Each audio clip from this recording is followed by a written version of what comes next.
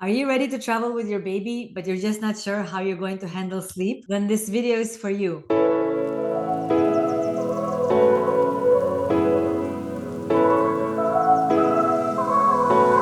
Hi, I'm Valerie. I'm a child and family therapist specialized in birth to six mental health. And you guessed it, sleep. The first things first to consider when we're talking about babies and sleep is where is your baby going to sleep? Wherever your travel destination is. Now, for example, if your baby sleeps in the crib at home, then make sure to call or arrange in advance for a crib to be available where you're going. If there is no crib available, can you travel with something like a pack and play or a travel crib? If your baby co-sleeps at home, maybe they're a young baby and they sleep in a bassinet, are you able to take the bassinet with you? Whenever possible, if it's practical to take your sleeping arrangement with you to your travels, that's always a good idea and going to make traveling easier. If your baby bed shares, can you make sure that you get a room or a sleeping arrangement with a big enough bed for you to safely bed share? If you're strapped and you arrived at your destination and you need somewhere to sleep and it doesn't seem like the crib will fit or your baby refuses to sleep in the crib because they're co-sleeping at home, you can also take the mattress off the bed and place it on the floor. Just make sure that you safety proof it by removing any items that are around the mattress. So we got nighttime sleep taken care of. How about naps? The best tip I have for you is to prepare to nap on the go. Most babies typically nap on the go really well. It's just if you're not used to having them nap on the go, it might feel like a very new thing for you. And some babies do hate it, but the reality is that when you're traveling, they're probably going to end up napping on the go, regardless of your plans. So might as well prepare. Some things that make it easier to nap on the go are bringing baby carriers and or strollers so that it's easier for them to nap on the go. And by the way, for smaller babies, you could also use their stroller bassinet for overnight sleep. Just make sure to check the manufacturer's instructions to make sure that it's safety approved for overnight sleep. Some are, so just double check. The next tip is consider the approach to sleep that you personally feel comfortable with.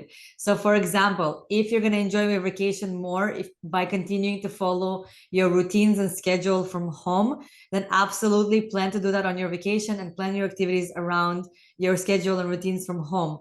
Or maybe instead you want to go with the flow because you're on vacation and that's what's going to make you enjoy your vacation more. Just make sure that you are doing what works best for you. And what will help you enjoy your vacation most. There really isn't right or wrong here. And in both scenarios, you'll be able to easily return to normal when you get back. So how about time changes or jet lag when traveling?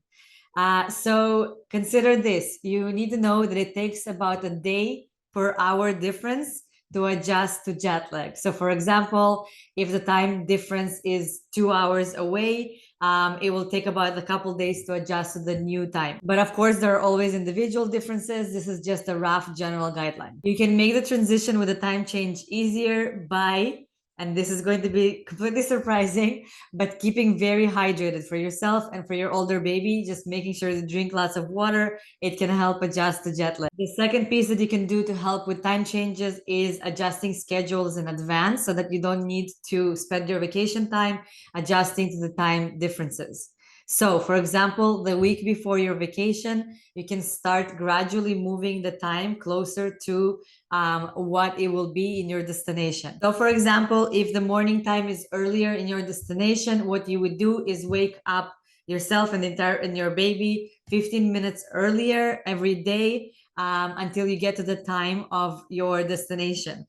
Accordingly, you would also shift your naps backwards as well to the same amount of time that you've shifted your morning. So for example, if your typical wake time is 7:15 and their typical nap time is 10:15, you would be shifting the time by waking up at 7 and then having the nap at 10. So basically the entire schedule stays the same, it just shifts in time. If you're shifting your schedule later, work with the bedtime. So you would basically have your bedtime later and later every day as you're adjusting. So you can work with 15 to 30-minute increments. So if your bedtime is typically 7:30, but you're working towards the local destination 9:30 time, then you would try bedtime at 7:45 or 8, and then the next day or two try it at 8 or 8 30, and so on until you get to the time that it matches your destination. Do you want to know why your baby wakes, when they will sleep through the night,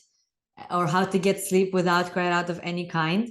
Make sure to check out my free 15-minute webinar, Why Self-Soothing is Bullshit. It's available on demand, and you can get it in the link in my bio. I hope to see you there. So what about my baby's nap schedule, you might be asking, while you're traveling. So here's what I'm going to suggest, and what I suggest most of the time. If your baby ends up missing a nap and you're worried they won't make it to bedtime, I always recommend adding an extra nap to help them get through to bedtime, particularly if you're on the go. You don't want to be dealing with cranky babies.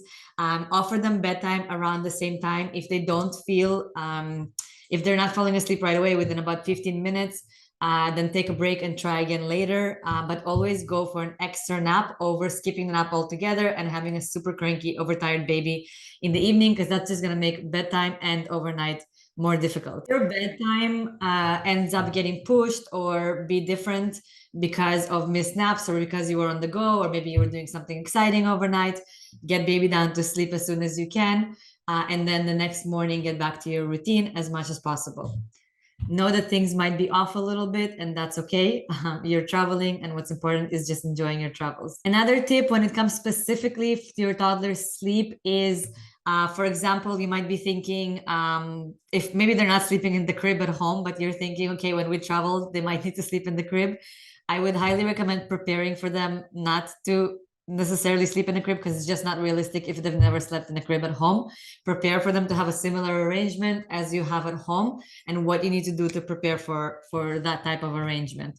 It's not realistic. I know I felt for being really hopeful and thinking my little one will sleep in a crib when we travel, but it's just not realistic for most little ones. So don't set yourself up for failure. That's not fun at all. If there are things that help them sleep at home, like white noise, maybe a comfort item, maybe some pajamas or anything else, try to bring that with you so that you can set up a similar sleep environment as you do at home. That can help them feel good and sleeping in the new environment. Did you find this video valuable? Did you learn something that you're going to try? Let me know in the comments. I would love to hear from you. If you really like these videos and would like to hear me rant more about different things, make sure to subscribe and like and hit the notification button so that you know when I post videos again. Thank you so much for being here. I really appreciate it. And I wish you sweet cuddles and dreams, and hope to see you next time.